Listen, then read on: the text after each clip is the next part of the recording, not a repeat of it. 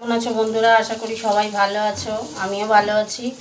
আজকে না এই যে পেঁপে আর আলু দিয়ে একটা সবজি বানাবো। এই দেখো পেঁপে সিদ্ধ করা রয়েছে, চলো দেখতে থাকো কেমন করে বানাই। ওই গুঁড়ো মশলা দিয়ে বানাবো, আদা গ্রেট করে নিয়েছি। চলো প্রথমে আমি তেল দিয়ে দিচ্ছি কড়াতে, একটু পেঁপেটা ভাজবো বলে একটু তেল বেশি দিলাম।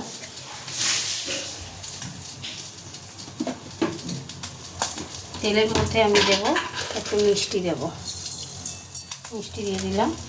তেলটা ততক্ষণ গরম হোক। শুকনো লঙ্কা, তেজপাতা আর গোটা জিরে দেবো। এটা হতে থাক।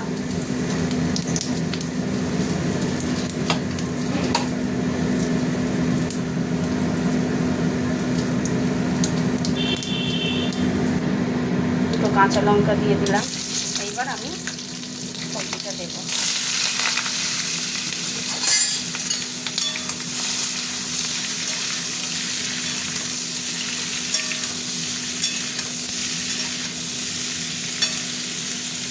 ভাজা হতে থাক। দেখো কি সুন্দর ভাজা হয়ে গেছে। এবার এতে দিচ্ছি একটু গুঁড়ো লঙ্কা,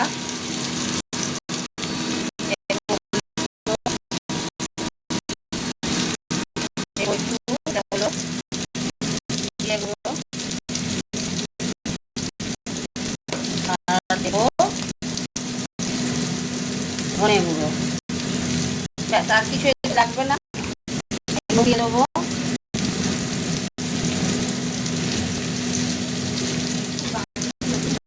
আর টমেটোটা সিদ্ধ করেছিলাম পেঁপের সাথে, এই আদা গ্রেট করে দিয়ে দিলাম। একটু জল দেবো, তাহলে তো মশলাটা করতে পারবো না।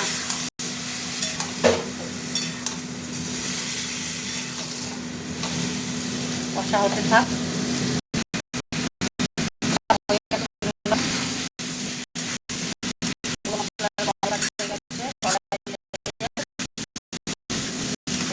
জল দেবো,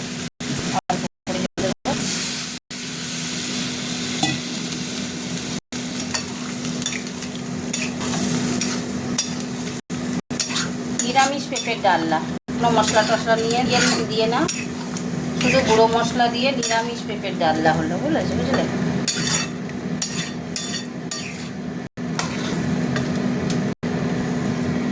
দেখে নি, একদম পারফেক্ট।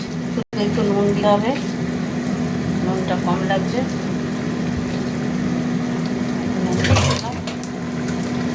হতে থাক।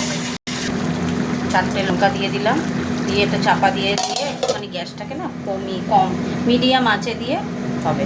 হতে থাক। ঢাকাটা খুললাম। এতে একটুখানি বাটার বা ঘি দিলে ভালো লাগে, আমাদের ঘরে না বাটার ঘি তো খাই না, তার জন্য দিতে পারবো না। এই যে সব সিদ্ধ হয়ে গেছে, দেখতেই পাচ্ছ। মানে এর আগে তো ভাপ দিয়েছিল আলুটা, হ্যাঁ আলু সিদ্ধ হয়ে গেছে। তরকারি কমপ্লিট।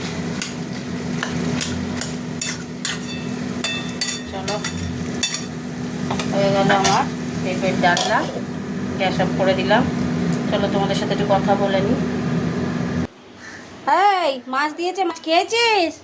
কিলে চলো বাইরেটা একটু এলাম। বাইরে যাচ্ছে গাড়ি ঘোড়া, খুব রোদ উঠেছে। রান্না কমপ্লিট। কম করে জানিও কেমন হয়েছে। টাটা।